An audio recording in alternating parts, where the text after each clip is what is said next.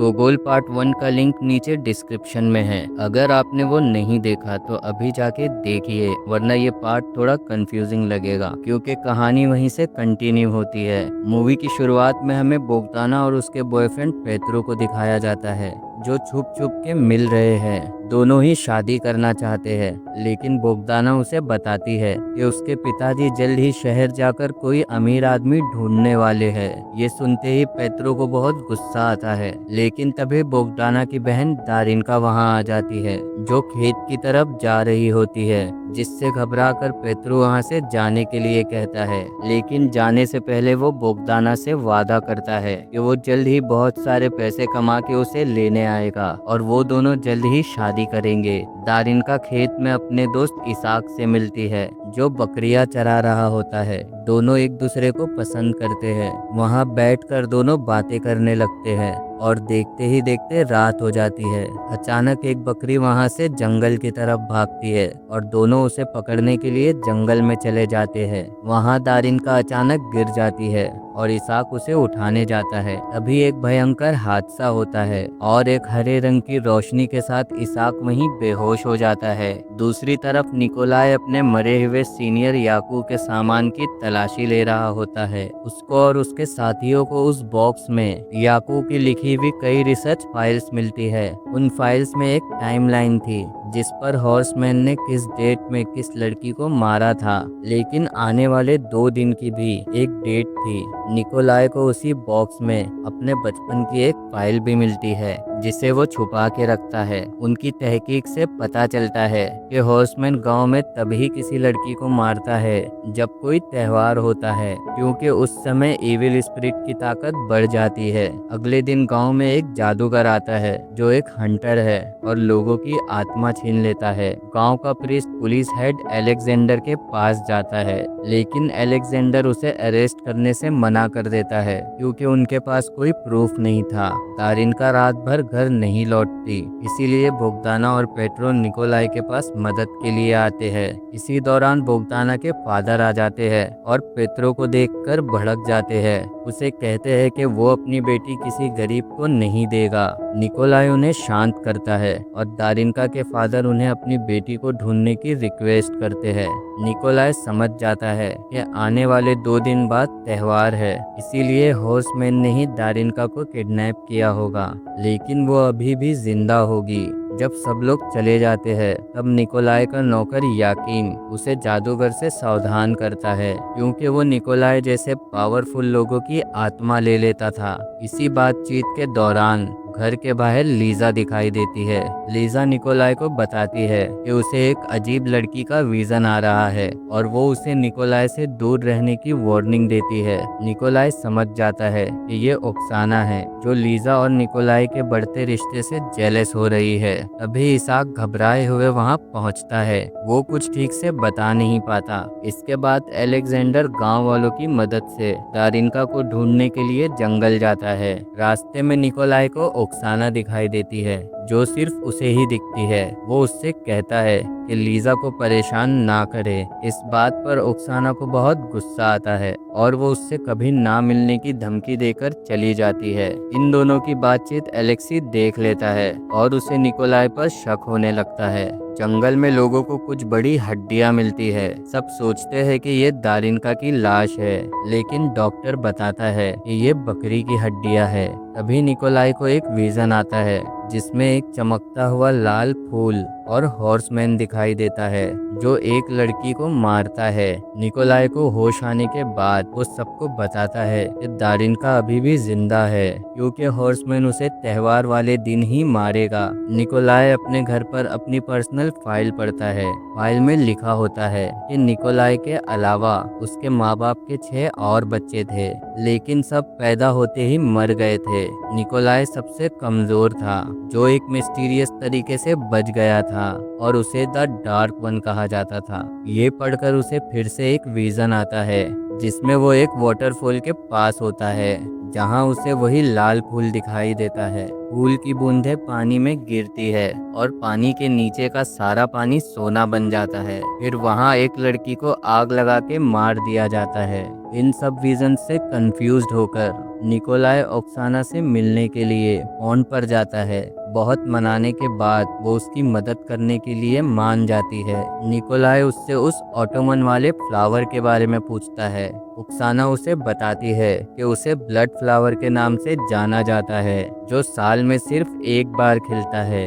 ये एक जादुई फूल है और उसकी बूंदें जमीन पर गिरने से सोना उगने लगता है। लेकिन वो सोना पाने के लिए किसी मासूम इंसान को किसी दूसरे मासूम इंसान की जान लेना पड़ता है, तभी ही असली सोना मिलता है। आगे निकोलाय ओक्साना को अपनी पावर्स को कैसे इस्तेमाल करना है ये पूछता है। ओक्साना कहती है कि इसके लिए तुम्हें अपने आप को जानना होगा, और वो उसे सीधे पौंड में फेंक देती है। वहाँ निकोलाय एक विजन देखता है जहाँ वो छोटा बच्चा है और मरने की हालत में है, लेकिन तभी उसे वही नकाबपोश लड़की दिखाई देती है। अचानक उसकी आंख खुलती है और वो सुबह नदी के किनारे पाया जाता है। निकोलाय घर जाने के रास्ते में उसी जादूगर को मिलता है जो किसी से उसी ब्लड फ्लावर के बारे में बात कर रहा होता है। निकोलाय उसके पास जाता है, लेकिन जादूगर उससे पीछे मुड़कर कहता है कि अब वो लोगों की आत्माएं नहीं लेता, और हंसते हुए वहां से चला जाता है। निकोलाय गांव के प्रीस्ट के पास जाता है और उससे जादूगर के बारे में पूछता है। प्रीस्ट बताता है कि वो जादूगर लोगों की आत्माओं को करप्ट करता था और बियर क्रीक नाम की जगह पर उनका शिकार करता था, लेकिन किसी को प्रूफ नहीं मिला। निकोलाय वहां लीजा को देखता है। वो लीजा से बियर क्रीक का पता पूछता है। लीजा बताती है कि वो जगह कुछ दूर है, लेकिन उसे मना करती है। लेकिन निकोलाय वहां जाने का फैसला कर लेता है।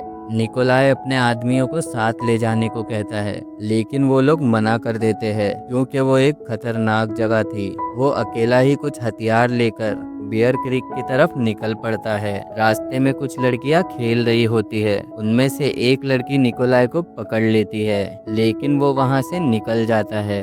दूसरी तरफ वाटरफॉल के पास वही ब्लड फ्लावर दिखाई देता है। तभी वहां पर पेत्रो आता है, जो जादूगर के साथ मिला हुआ था। जादूगर उसे वो फूल तोड़ने को कहता है। फूल तोड़ते ही जैसे ही उसकी बूंदें जमीन पर गिरती है, वो जगह सोने में बदल जाती है। पेत्रो एक सोने का पत्थर उठाता है, लेकिन वो सोना वापस पत्थर बन जाता है। तभी जादूगर कहता है कि असली सोने के लिए तुम्हें किसी मासूम की बलि देनी होगी, और वो दारिनका को आगे करता है। जादूगर पेत्रो को कहता है कि वो और बोगदाना हमेशा अमीर बनकर रहेंगे, इसके लिए उसे दारिनका को मारना होगा। तभी निकोलाय आकर उसे रोकता है और बताता है कि इस फूल को पाने के लिए 2 मासूम लोगों की बलि चाहिए। जैसे ही तुम दारिनका को मारोगे, जादूगर तुम्हें भी मार देगा और सारा सोना खुद रख लेगा। लेकिन पेत्रो नहीं सुनता है और वो दारिनका को मारता है। निकोलाय उसे रोकने के लिए उस पर गोली चला देता है। इस पर जादूगर को गुस्सा आता है और वो अपने असली रूप में आ जाता है। एक भयंकर क्रिएचर बनकर वो निकोलाय को धमकी देकर वहां से चला जाता है। निकोलाय घायल हुई दारिनका को उठाकर गांव ले आता है, जहां डॉक्टर उसे ठीक कर देता है। इस दिन किसी लड़की की जान नहीं गई। इस बात पर निकोलाय और डॉक्टर खुश होते हैं। रात को निकोलाय के क्वार्टर में लीजा उससे मिलने आती है, क्योंकि वो उसकी सेफ्टी को लेकर परेशान थी। जाते वक्त वो उसे बताती है कि वो उसे पसंद करने लगी है, और निकोलाय भी अपनी फीलिंग्स बताता है। दोनों एक दूसरे को किस करते हैं। ये सब कुछ ओक्साना आईने से देख रही होती है और गुस्से में आईना तोड़ देती है। अगले दिन जंगल में उसी लड़की की लाश मिलती है जिसने निकोलाय को रोका था, यानी कि कल रात 2 लोग मारे गए। निकोलाय को बहुत गुस्सा आता है और वो ठान लेता है कि अगले त्योहार पर किसी की जान नहीं जाने देगा। उसे पता चलता है कि अगला त्योहार 5 दिन बाद है। गांव पर एक बान लगाई जाती है कि रात के वक्त कोई भी घर से बाहर नहीं निकलेगा। एक कर्फ्यू लगा दिया जाता है। निकोलाय अपनी फाइल फिर से पढ़ रहा होता है। वहाँ उसका नौकर याकीम आता है। निकोलाय उससे अपनी पैदाइश पैदाइश के वक्त हुई घटनाओं के बारे में पूछता है। याकीम मान जाता है और उसे वो रात याद आती है जब निकोलाई पैदा हुआ था और सांस नहीं ले रहा था। तभी एक अजीब आदमी आया था और उसके फादर से कहता है कि अगर वो उसके बेटे को जिंदा देखना चाहता है तो एक कीमत देनी पड़ेगी। उसके फादर मान जाते हैं। कुछ दिन बाद जब कोई लड़की घर से बाहर नहीं निकली थी, तब भी 7 लड़कियों के घर के बाहर हॉर्समैन का निशान बन गया था। यानी कि आज के दिन त्योहार है और ये 7 लड़कियां मरने वाली है। एक बुजुर्ग महिला अपने कुत्ते को ढूंढ रही होती है और उलियाना नाम की लड़की से पूछती है, जो उसका मजाक उड़ाती है। वहाँ एक अनजान आदमी उनकी बातें सुन रहा होता है। अलेक्जेंडर और उसका असिस्टेंट और निकोलाई लीजा के घर आते हैं। उन्हें लीजा के घर पे भी वही हॉर्समैन का निशान दिखाई देता है। निकोलाई को अपना विजन याद आता है जिसमें लीजा हॉर्समैन का शिकार बनती है। वो एक प्लान बनाता है। इन सारी लड़कियों को गांव के बाहर एक गोडाउन में छुपाना होगा। अलेक्जेंडर मान जाता है। घर पर निकोलाई लीजा और उसके पति एलेक्सी को बताता है, लेकिन एलेक्सी मना कर देता है। इसी दौरान वही बुजुर्ग महिला वेसिलीना नाम की एक छोटी लड़की से अपने कुत्ते के बारे में पूछती है।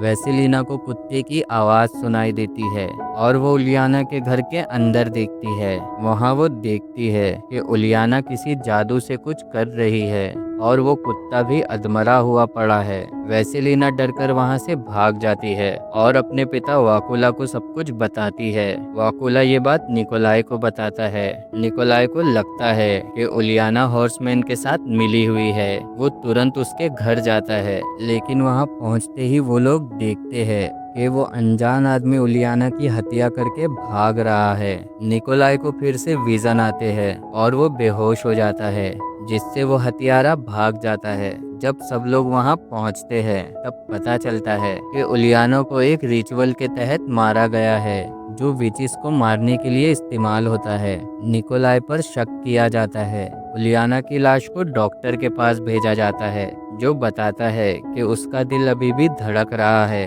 उन लोगों को वो हथियार भी मिलता है जिससे उलियाना को मारा गया था। उस पर भी कुछ प्राचीन अक्षर लिखे हैं। निकोलाई उस हथियार को लेकर अपने घर आता है और दीवार पर उस पर लिखी लाइंस चिपका देता है। तभी ओक्साना आती है। निकोलाई उसे वो हथियार दिखाता है, जिसे देखकर ओक्साना बहुत डर जाती है और बताती है कि ये एक पवित्र हथियार है जिससे इविल स्पिरिट को मारा जाता है। वो वहाँ से भाग जाती है। निकोलाई समझ जाता है कि उलियाना वापस जिंदा हो सकती है और उसे मारने वाला आदमी वापस आएगा।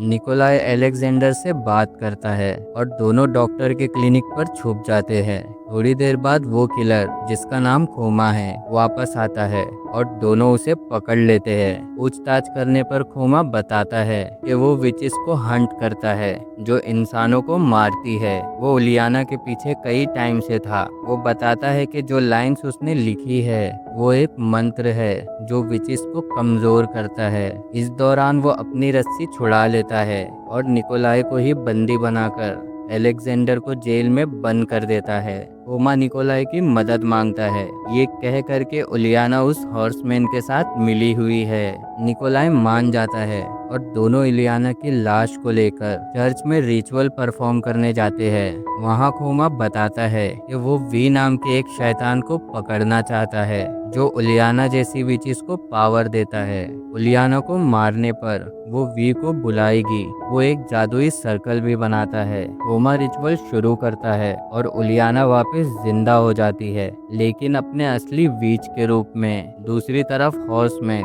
उन लड़कियों के छुपे हुए गोडाउन में पहुंच जाता है। कोई भी गोली उसे मार नहीं पाती और वो सारी लड़कियों को वहीं मार देता है। चर्च में उलियाना निकोलाई पर हमला करती है, लेकिन वो सर्कल के अंदर सुरक्षित रहते हैं। लेकिन सर्कल की लकड़ियां कमजोर होती है और वो टूट जाती है, जिससे उलियाना खोमा पर हमला कर देती है। मरने से पहले खोमा निकोलाई को बताता है कि वो किताब की मदद से शैतान को रोके। अलेक्जेंडर को पता चलता है कि सारी लड़कियां मार दी गई है और वो चर्च की तरफ जाता है। चर्च में निकोलाई किताब पढ़ना शुरू करता है। उलियाना शैतान व्यू को पुकारने लगती है, जिससे चर्च की सारी चीजें टूटने लगती है। एक डार्क शेडो चर्च में दाखिल होती है। ओक्साना भी मदद के लिए आ जाती है और कहती है कि शैतान की आंख में मत देखना, लेकिन निकोलाई से गलती से देख लिया जाता है। शैतान उसकी आत्मा को खींचने लगता है, लेकिन वो टाइम रहते हुए उन लाइंस को पढ़कर उसे कमज़ोर कर देता है। एक बड़ा तूफान आता है जिसमें उलियाना और निकोलाई दोनों ही मर जाते हैं। जब सब कुछ शांत होता है, अलेक्जेंडर और बाकी लोग आते हैं। वो देखते हैं कि निकोलाई सांस नहीं ले रहा और वो मर गया है। अलेक्जेंडर बहुत गुस्सा होता है। मरते हुए निकोलाई को एक आखिरी विजन आता है जब वो पैदा हुआ था और उस अजीब आदमी ने उसे छुआ था और वो दोबारा जिंदा हो गया था। तो दोस्तों, यहाँ गोगोल व्यू का पार्ट 2 खत्म होता है। अब हम अगले पार्ट में देखेंगे कि गोगोल का सामना किससे होता है।